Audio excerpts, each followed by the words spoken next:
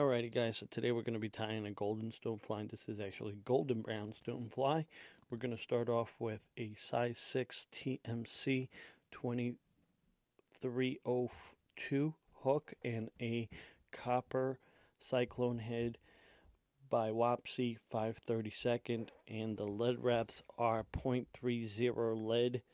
We're going to do 5 wraps of it, and then I'm going to drop a little bit of super glue here. And I'm going to slide those forward. This will ensure that they stay in place. The thread we're using is 30 denier nano silk in black. Cut off your excess. And I'm going to advance the thread over the lead wraps here. Adjust my bead a little bit. And then I'm going to adjust it fully to where it's locked in on the hook guy. And push the lead wire all the way forward. Then come over with the thread wraps over all those lead wraps. And bring my thread all the way to the back where I have my, between the hook point and the hook, between the hook point and the hook barb. And then I'm going to come in with some goose biots. I'm going to put them in. I don't want them too long. I want them about 1/4 of the hook length. I'm just adjusting them a little bit with my scissors there so I get a proper separation, and then lock them down all the way to the back of the lead wraps. Once that's all done, I'm going to bring my thread all the way to the back, and I'm going to come in with some pheasant tail. The pheasant tail, I want the shiny side on the bottom and the dull side facing up. Gold small wire, I'm going to lock that in from behind the lead wraps all the way to the back. Then I'm going to put some wax on there. This is the Loon Swax. I like it. It's kind of tacky. And then I'm going to come in with golden brown rabbit dubbing. This is or hare's dubbing, and just make a nice noodle. When you're dubbing this, you just want to have a nice thin noodle and proportioned. Just slowly move your way up and make that body a little thicker as you go up.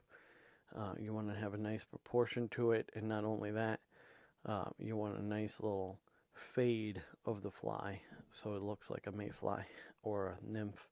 Then fold back over your pheasant tail, lock it in, and now you're going to do about 4 to 5 wraps of the gold wire to create that ribbing. The ribbing is kind of cool because it locks everything in, plus it gives it like really cool definition to the fly, especially when it's wet. Once you have it on there, you can't helicopter it off. Pull down on the thread and then it pop right off.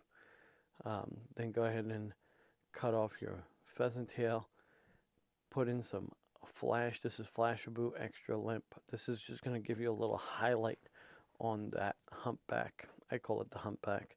And then come in with some more pheasant tail. Again, you want the shiny side facing down and the dull side facing towards you.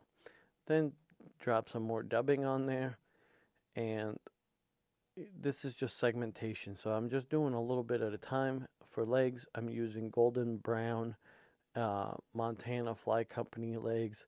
These are just a little different and they're pretty cool.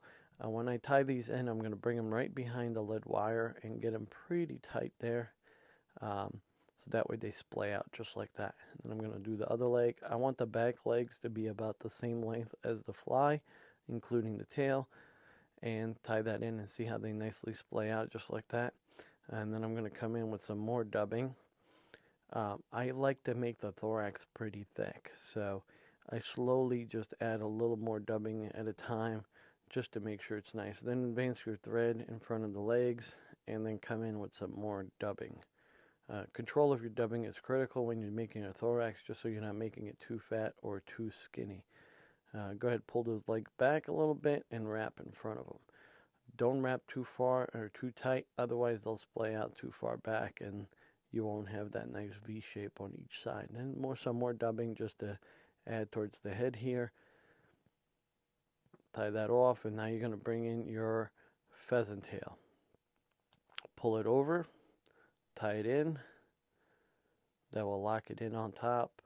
Then bring your flash. Make sure that flash goes down the center of that humpback to create a nice casing. That's the wing casing.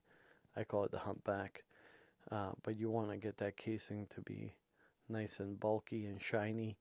Then a couple wraps and go ahead and whip finish it.